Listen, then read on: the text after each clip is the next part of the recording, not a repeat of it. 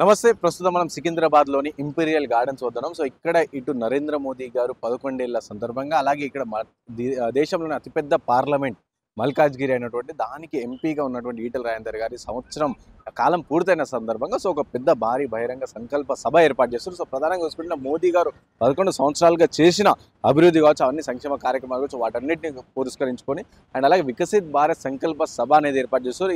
ఈ సభ జూన్ 22వ తారీఖున అంటే రేపు పొద్దున 10 గంటల నుంచి ప్రారంభం కాబోతుంది. సో, దీనికి ఆల్మోస్ట్ బీజేపీ శ్రేణులు అందరూ కూడా అంటే ఇటు మాజీ ఎమ్మెల్యేలు కావచ్చు, మాజీ ఎంపీలు, మాజీ ఎమ్మెల్సీలు వీళ్ళందరితో పాటు అలాగే ప్రస్తుతం ఉన్న 8 మంది ఎమ్మెల్యేలు, ప్రస్తుతం ఉన్న 8 మంది ఎంపీలు, సో వాళ్ళందరూ కూడా హాజరవుతా ఉన్నారనమాట.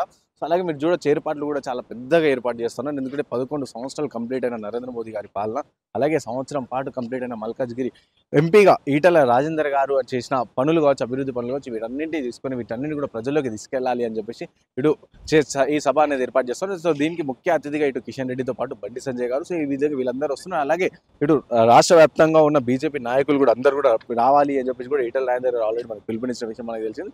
సో, ఈ ఇంపీరియల్ గార్డెన్ లో మనం చూసుకోవచ్చు.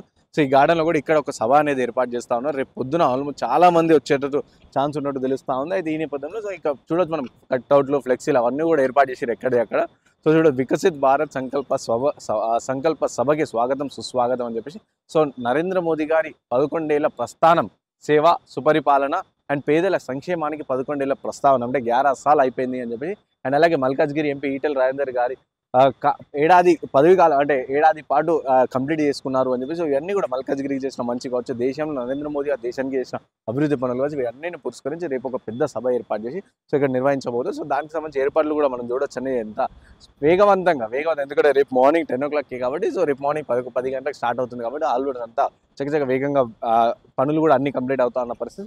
సో చూడాలి మనం ఇంకా రేపు ఎంతమంది వస్తారో అని చెప్పి దీనికి సంబంధించి. ఎందుకంటే ఇప్పటికీ చాలా పెద్ద ఎత్తున ఏర్పాట్లు చేస్తారు. ఇటు ఉన్న కంటోన్మెంట్కి సంబంధించి ఇక్కడ ఉన్న లీడర్స్ కావచ్చు, లేకపోతే ఇటు రాష్ట్ర వ్యాప్తంగా జిల్లా అధ్యక్షులు కావచ్చు, వీళ్ళందరూ కూడా ఏర్పాట్లు కూడా అన్ని కూడా ఘనంగా చేస్తూ ఉన్నారు. సో చూడొచ్చు మనం ఏర్పాట్లు కూడా ఏ విధంగా చూసుకుంటా ఉన్న పరిస్థితి. సో ఇట్లా ఇదంతా కూడా సభ అనేది రేపు ఏర్పాటు చేసి సో భారీగా ఒక గ్రాండ్ సక్సెస్ చేయాలి అని చెప్పేసి కూడా ఇక్కడ బీజేపీ శ్రేణులు అందరూ కూడా కోరుకుంటున్న పరిస్థితి.